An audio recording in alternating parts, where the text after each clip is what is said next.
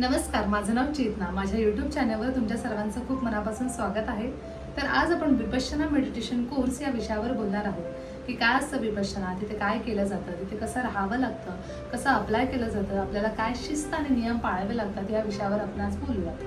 तर मी हा कोर्स 8 जानेवारी ते 19 जानेवारी 2025 या कालावधीत पूर्ण केला. हा 10 दिवसांचा कोर्स असतो आणि मी हा कोर्स धम्मसरिता विपश्यना केंद्र खडवली येथे केला. तर ही विद्या ही खूप प्राचीन विद्या आहे जी आपले गौतम बुद्ध यांनी शिकवली 2500 वर्षापूर्वी. पण कालांतराने ही विद्या लोप पावत गेली. त्यानंतर म्यानमारमध्ये एक गुरुजी होऊन गेले, त्यांचं नाव सयाजी उबी खिम हे होतं. त्यांनी ही विद्या पुन्हा सुरुवात केली. तर ही तिथल्या लोकांना त्यांनी ही शिकवत घेतली आणि नंतर आपल्या भारतामधले SN गोयंका नावाचे गुरुजी होऊन गेले. त्यांनी ही विद्या त्या गुरुजींकडे शिकली. 13 वर्ष शिकली. ती पूर्ण शिकून झाल्यानंतर त्यांनी ही विद्या आपल्या भारतात आणली आणि पुन्हा हे 10 दिवसाचे कोर्स चालू झाले. थोडक्यात म्हणायचं तर विपश्यना म्हणजे स्वतःच्या अंतर्मनाला जाणणे. चला तर मग आपण जाणून घेऊयात की आपण कसं अप्लाय करू शकतो या कोर्ससाठी. तर सर्वप्रथम तुम्हाला एक ॲप डाउनलोड करावं लागेल. त्याचं नाव आहे धम्म.ऑर्गनायझेशन. मी लिंक खाली देत आहे व्हिडिओच्या खाली. तर अप्लाय करण्याच्या आधी आपण आपल्या location wise, preferred location wise आपण कोणताही सेंटर चॉईस करू शकतो आपल्या जवळचा. आणि डेट चॉईस करताना कधीही लक्षात ठेवा की 2 महिन्या आधीच्या डेट चॉईस करा. मग त्यानुसार आपल्याला लवकर नंबर लागायचे जास्त चान्सेस असतात. त्यानंतर आपल्याला अप्लाय केल्यानंतर, सबमिट केल्यानंतर फॉर्म आपल्याला रजिस्ट्रेशनचा मेसेज येतो आणि काही दिवसांनी, जसं की काही लोकांना 2 दिवसात येतो, काही लोकांना 4 दिवसात येतो आणि काही लोकांना आठवडाभरही लागतो कन्फर्मेशन मेल आणि मेसेज येण्यासाठी. तर त्याची काही चिंता करू नका, आपल्याला येतो. आणि जरी आपला फॉर्म रिजेक्ट झाला तर ते आपल्याला तसं कळवतात. तर डेट जवळ येण्याच्या आधी आपल्याला एक त्यांच्याकडून कॉलसुद्धा येतो की तुम्ही नक्की येणार आहेत का कन्फर्मेशनसाठी. ठीक आहे. तर आपण तिथे पोचल्यानंतर आपल्याला आपले डॉक्युमेंट्स दाखवावे लागतात आणि त्यानंतर संध्याकाळी आपल्याला सगळ्या गोष्टी आपल्याला समजवल्या जातात की तिथे काय करायचं, काय रूल्स पाळले जातात. तर सर्वप्रथम आपल्याला 5 शील पाळावे लागतात तिथे. जसं की खोटं नाही बोलू शकत आपण आपल्या टीचरसोबत, अजून व्याभिचार नाही करू शकत आपण, गप्पा नाही मारू शकत, चोरी नाही करू शकत, अजून गैरवर्तन नाही करू शकत आपण, अपोजिट जेंडरशी बोलू शकत नाही आणि तिथे आपण काहीच हिंसाही करू शकत नाही. म्हणजे आपण आपल्या मुंगीला पण मारू शकत नाही, मच्छरला नाही मारू शकत. हिंसा ही पूर्ण बंद करावी लागते तिथे गेल्यावर. आणि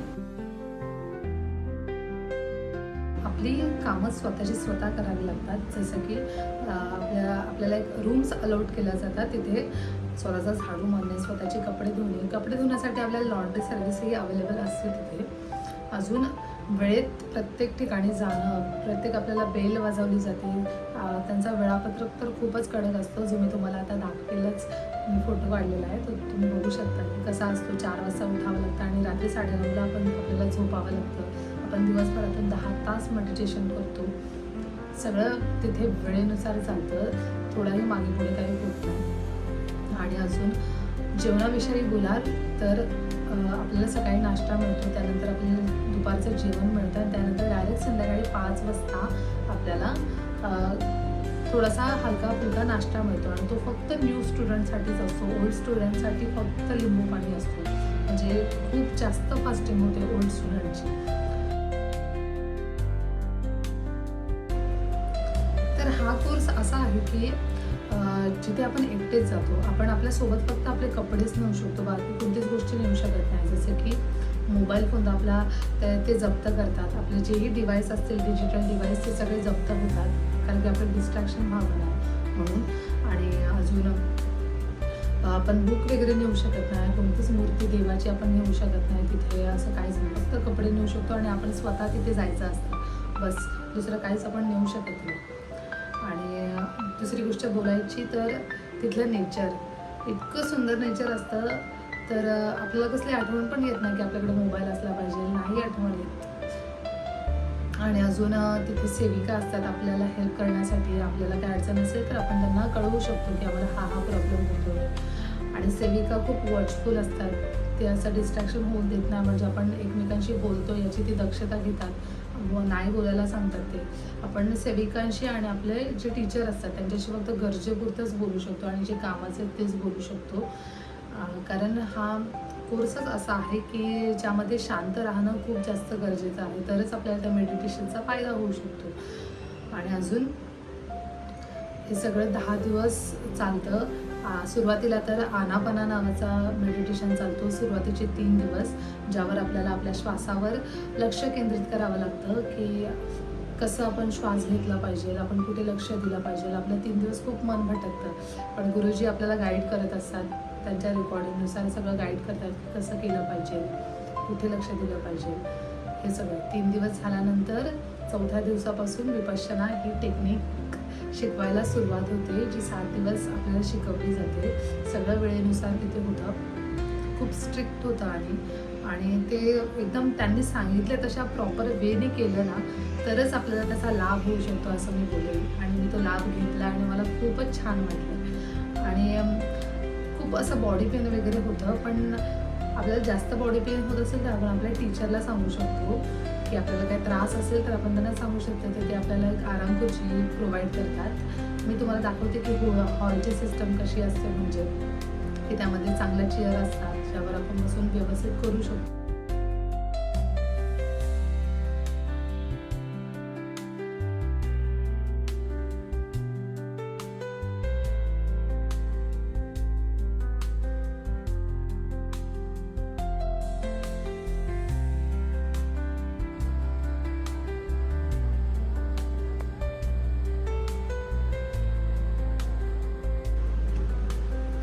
तर हा असा दिनक्रम असतो जो आपल्याला तिथे कंटिन्यू 10 दिवस पाळावा लागतो. आणि जरी आपल्याला काही इश्यूज असतील तर ते आपल्याला घरीही पाठवतात, पण ट्राय करायचं की नाही होणार आणि दृढ निश्चय करायचा की नाही, मला हा कोर्स करायचाच आहे 10 दिवस, एकदम निष्ठेने मी करेलच, असं खूप मनाशी ठरवलं पाहिजे आपण. आणि खूप चांगला एक्सपिरियन्स आपल्याला येऊ शकतो आयुष्यात आपल्या. आणि खरंच आपण स्वतःला टेस्टही करू शकतो की आपण राहू शकतो का असं अशा या मॉडर्न जगामध्ये. आपल्याला रोजच इतकं फोन घ्यायची सवय लागलेली असते, तर आपण 10 दिवस राहू शकतो का फोन सोडून. तर हे आपल्याला कळतं. आणि हे सगळं असं 10 दिवस चालतं. माझे दिवस तर खूप पटापट गेले मला तर शेवटच्या दिवशी म्हणजे 10व्या दिवशी आपल्या हातात आपला फोन मिळतो, तर आपण आपल्या घरच्यांना कॉन्टॅक्ट करू शकतो. आणि त्या दिवशी आपला मौन पण तुटला जातो, तर आपले जे जोडीला आपल्या बॅचमधले असतात आपण त्यांच्याशी बोलू शकतो. अजून खूप काही करू शकतो आपण त्यांच्यासोबत, म्हणजे टच वगैरे नाही करू शकत, पण आपण बोलू शकतो कसं कसं काय असतं ते वगैरे. आणि 10व्या दिवशी तर खूपच छान जेवण पण मिळालं होतं आम्हाला. मी फोटो दाखवते तुम्हाला. तर पनीरची भाजी मिळाली होती आम्हाला आणि मजा आली होती खूप. 10व्या दिवशी सगळ्यांशी बोलणं वगैरे झालेलं, सगळे कुठून कुठून आलेले, खूप लांबून लांबून लोक आलेले आणि सगळ्यांशी कॉन्टॅक्ट झाला, खूप फोटो काढले. आणि एक बाहेरच्या देशांमधून माझ्या बॅचमध्ये 2 जर्मनीमधून फिमेल्स आल्या होत्या. म्हणजे ते लोक इतक्या लांबून आपल्याकडे येऊ शकतात आणि आपण भारतात राहून पण ही गोष्ट करू शकत नाही, म्हणजे त्या गोष्टीची मला खंत वाटते. तर मी तुम्हाला सगळ्यांना सजेस्ट करेल की प्रत्येकाने हा कोर्स केला पाहिजे.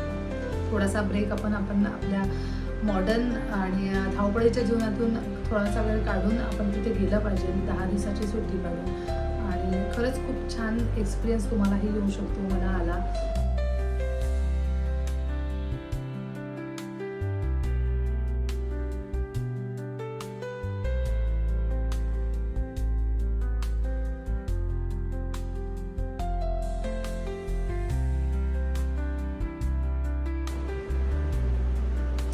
तर शेवटला मी इतकंच सांगेल की हा कोर्स प्रत्येकाने केला पाहिजे.